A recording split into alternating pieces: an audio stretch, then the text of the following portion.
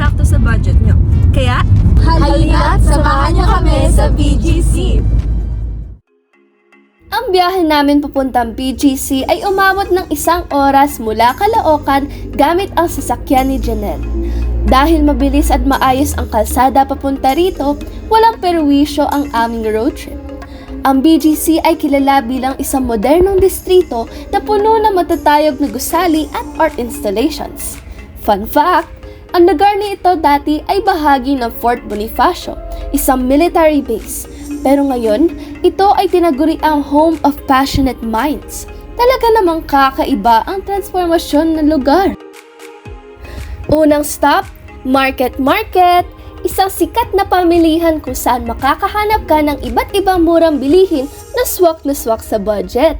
Mula sa tusok-tusok hanggang sa halaman at damit, lahat ay nandito. Kaya nagkainan na nga kami. Si Kezia na bumili ng purple juice sa halagang 65 pesos at tinapay na 55 pesos lamang.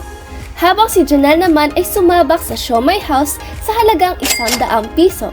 Chloe, as usual, ay bumili ng sisig na 150 pesos at si Saltea naman ay bumili ng sisig, pastillas at powdered makapuno.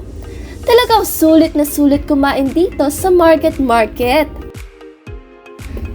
Sunod naman, tumungo kami sa Mine Museum, isang interaktibong museo na puno ng mga pagtatanghal para sa science enthusiasts. Alam niyo bang ang entrance fee dito ay 230 pesos lang para sa public school students? Bonus pa kung nasakto mo sa iyong buwan ng kapanganakan. Libre! Perfect ito para sa barkada o pamilya dahil madami ka matututunan habang nag-e-enjoy. Sabay-sabay naming nilakbay ang mga exhibits at nakakatuwa talagang ma-experience ang mga hands-on activities. At panghuli, dumiretso kami sa Venice Grand Canal Mall. Sobrang ganda ng lugar. Parang nasa Italia ka talaga.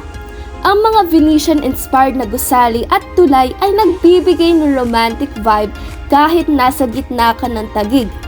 Hindi pa namin tinesting sumakay sa gondola, pero perfect na spot ito para sa mga mahilig mag-picture-picture. And yes, walang entrance fee, kaya enjoy lang. Kung papansinin mo, ang BGC ay tahanan ng iba't ibang klase ng tao. Marami ang mga nakakaangat sa buhay, kadalasang nagmula sa mga kilalang kumpanya, negosyante o dayuhang naninirahan dito. Makikita mo rin ang kultura ng pagiging profesional. Maraming tao ang nakasuot ng corporate attire, nakaayos mula ulo hanggang paa at mukhang abala sa kanilang mga schedule. Ang pagiging maayos at disiplinado ay halata sa karamihan ng tao rito, lalo na't bihira kang makakakita ng kalat sa lugar. Bagamat kahanga-hanga ang kaunlaran at modernidad ng BGC, hindi maikakaila ang ilan nitong negatibong aspeto na makikita sa sosyo-kultural na lente. Isa sa mga bagay na napansin namin ay ang pagkakaroon ng exclusive na aura ng lugar. Sa dami ng mga high-end na establishmento, malls at opisina, may pakiramdam na hindi lahat ay welcome o may kakayahang ma-enjoy ang buong karanasan dito. Ang mataas na presyo ng karamihan ng pagkain at serbisyo ay isang malinaw na paalala na ang BGC ay dinisenyo para sa may mga kakayahang gumastos.